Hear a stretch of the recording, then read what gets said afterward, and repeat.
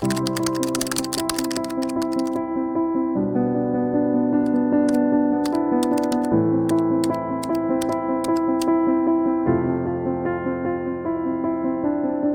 នខ្ញុំជាជំហរ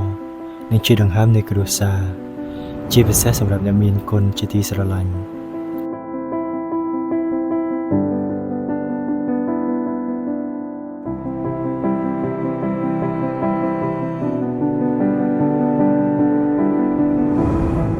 តែជីវិតប្រចាំថ្ងៃរបស់ខ្ញុំគឺរវល់នឹងការងារ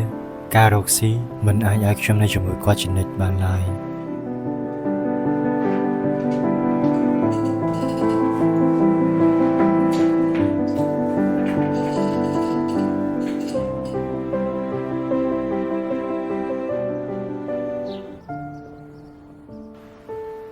ម្ដាយនៅម្នាក់ឯង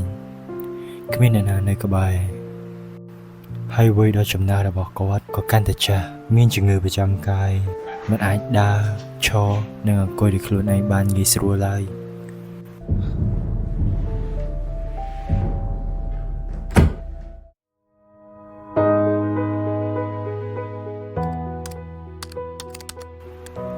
ខ្ញុំព្រួយបារម្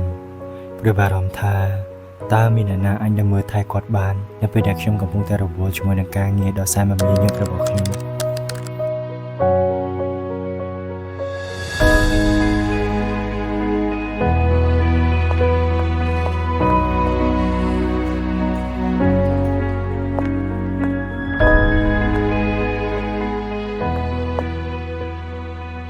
បើម្ដាយរបស់ខ្ញុំគាត់អាចទទួលបានការមើលថែដូចជាមនុស្សចាស់ដទៃគាត់អាចនឹងមានសុខភាពល្អប្រសើរឡើងជាងនេះ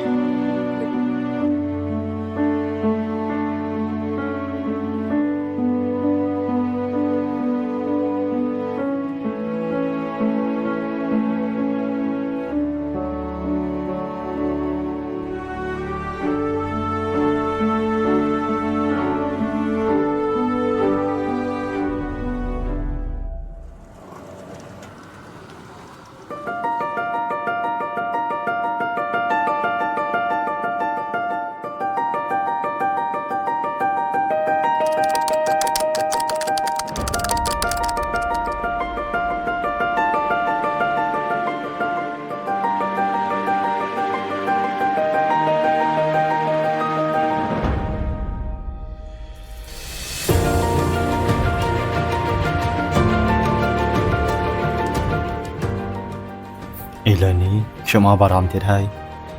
ពេលឃើញម្ដាយមានស្នាមញញឹមមិនឯកាទៀតមានអ្នកមើលថែគាត់មានស្រឡាញ់គាត់ដូចជាម្ដាយបង្កើតការរកអ្នកមើលថែដែលមានវិជ្ជាជីវៈហើយអាចទុកចិត្តបានដើម្បីមកមើលថែម្ដាយរបស់ខ្ញុំបានផ្ដល់ក្តីសុខដ៏ធំមួយទាំងផ្លូវចិត្តនិងផ្លូវកាយនៅក្នុងគ្រួសាររបស់ខ្ញុំ